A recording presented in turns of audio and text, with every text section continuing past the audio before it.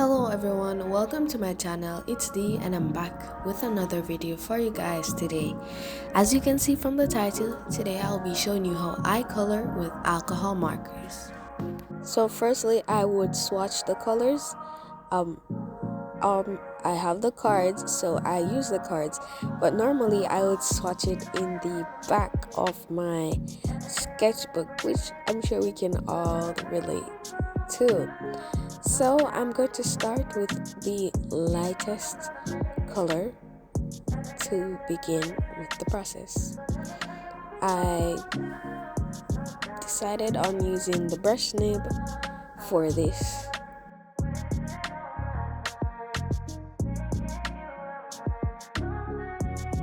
Now when using the Ohuhu markers, you have to work fast because it dries really quickly, which is why I normally have challenges when using the brush nib.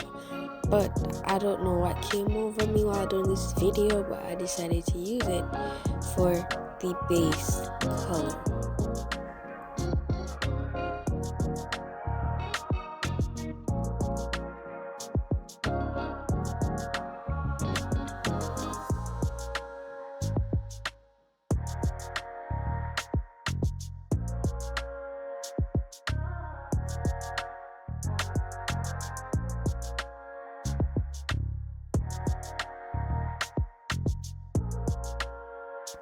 After doing the first coat, I decide on going over it one more time so that there aren't any streaky lines.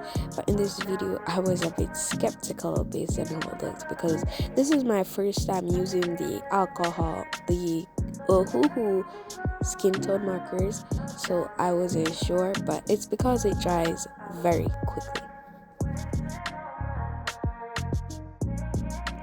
Next, I move on to the neck, the rest of the body, and I decide on using the chisel tip for this because it covers a wider area and it is easier to do without all these streaky lines because that area is very large to cover, so it doesn't take as much time. And then when you use the brush nib, it would just look messy in my opinion. So that's why I use the chisel tip when I go to the larger areas.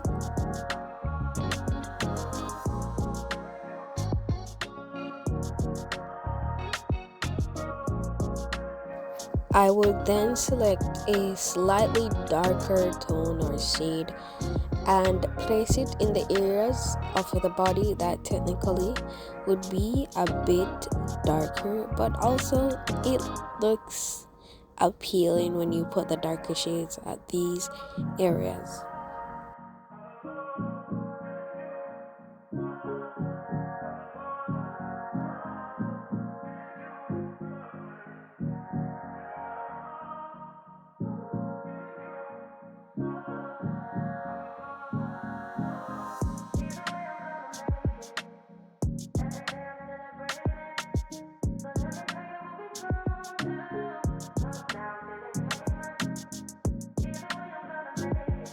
I would then take a light pink color or one kind of close to the skin tone for the blush section.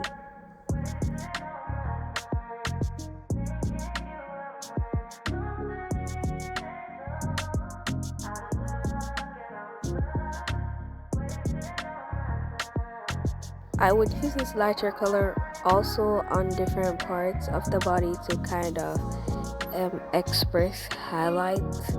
It just looks really good when you use it. Also, for the shadows, you have to decide where you want your light source to be. So I decided I wanted it to come from the right section because I am more comfortable doing it that way. I would then use an extremely darker color for the shadows, and this would allow the skin to pop off the paper.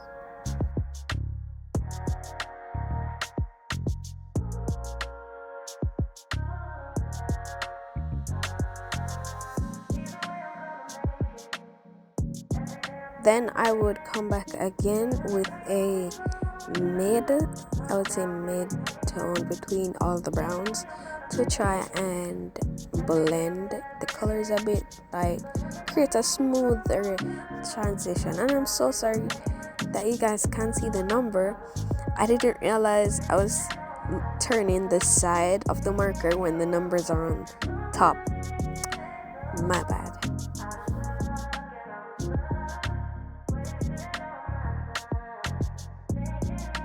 Then for the lips, I would use a darker color for the top lip and a lighter one for the bottom lip. So for the top lip, here I'm using a sort of dark burgundy color. And here for the bottom lip, as I said, I'm using a lighter color, this light pink, that creates a beautiful contrast. So time for the eyes. Now I'll be using this dark brown color for the top of the eyes, as said before with the lips, to create some type of contrast. Now the OC, she kind of have some type of magical powers that makes her a strong warrior. So the bottom of her eyes will be blue, but normally I would just use a lighter color of the color I use for the top of the eye.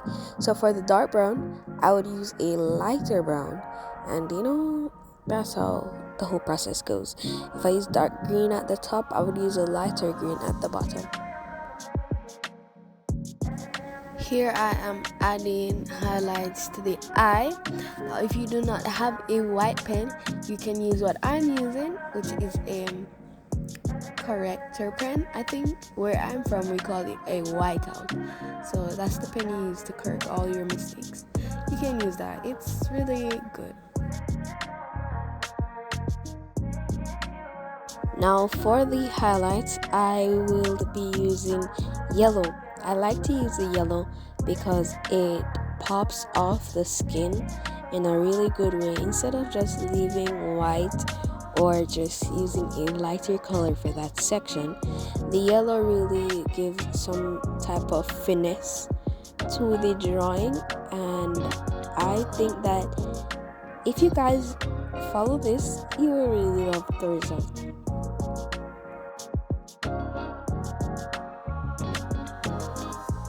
Now it's time for the hair. Now I'll be using these two markers. They are not from the skin tone markers, they are from the Ohuhu, I think, dwell tip markers. Now I'll be using this red. They don't blend as easily as the Ohuhu skin tone markers, but I am really surprised. I was really surprised about the blending. It really blended smoothly. So I guess the colors just need to be closer to each other to blend properly.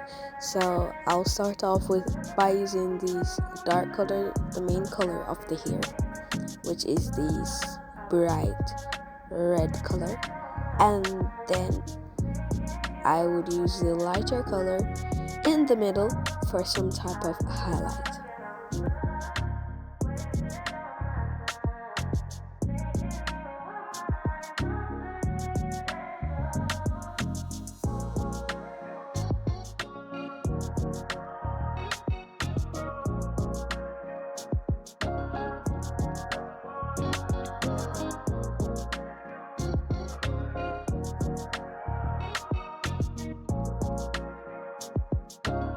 Now I'm gonna do what I did before and use this pink as the highlight.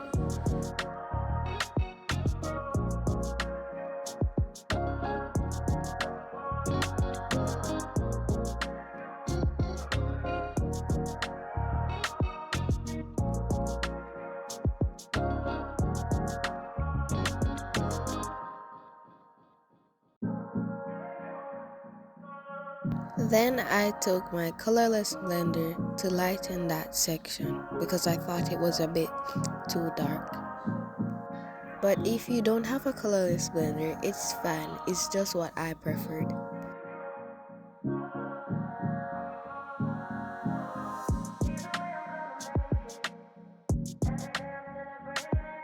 Now this part is just all about your preference because it's just an object that you put in your drawing. So I decided to use yellow to indicate magic for this section, and then I went and used dark gray for the sword. I didn't really like the dark gray in the end, but I don't know if that's just me. So yeah.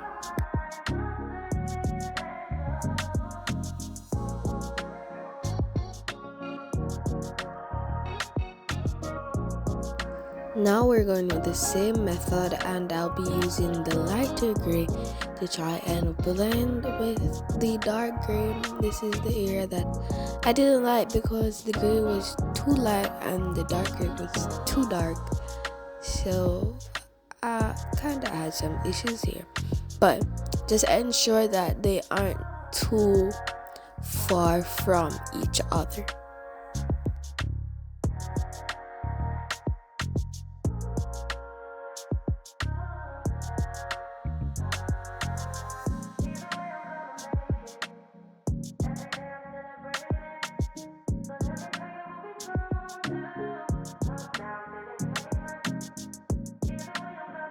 Then I will add a bit of highlight to the sword.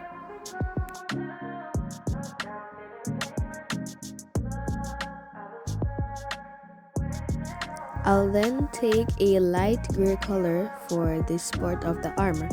I'll start in the corners and then leave white space in the middle. It creates some sort of contrast and it just gives the illusion of a suit, and it just looks really good. And this is a method or technique that I really like to utilize when doing drawings.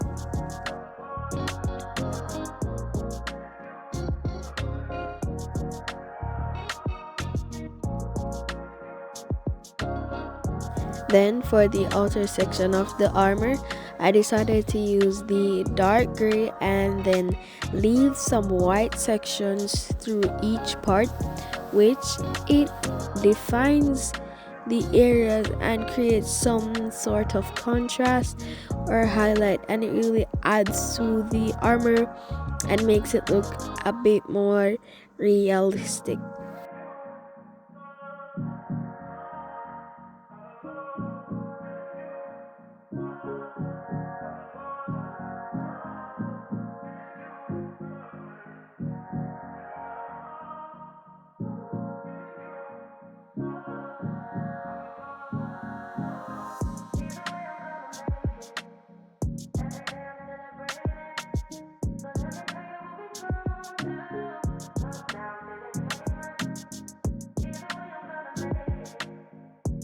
And that is the last step in the coloring process.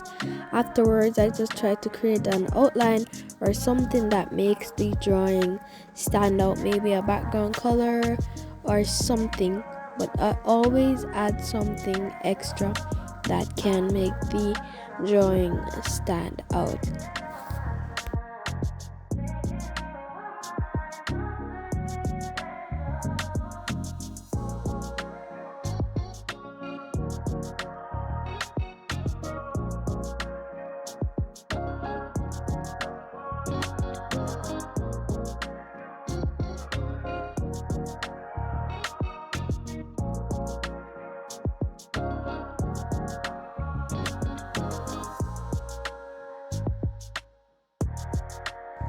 Well, this is the end of the tutorial. I hope you guys learned something from this video, and I hope it was helpful, and I hope you guys enjoyed it. Sorry for not posting a content in a really long time. I just have been really busy, but I am trying to get back on the grind. So until next time, bye.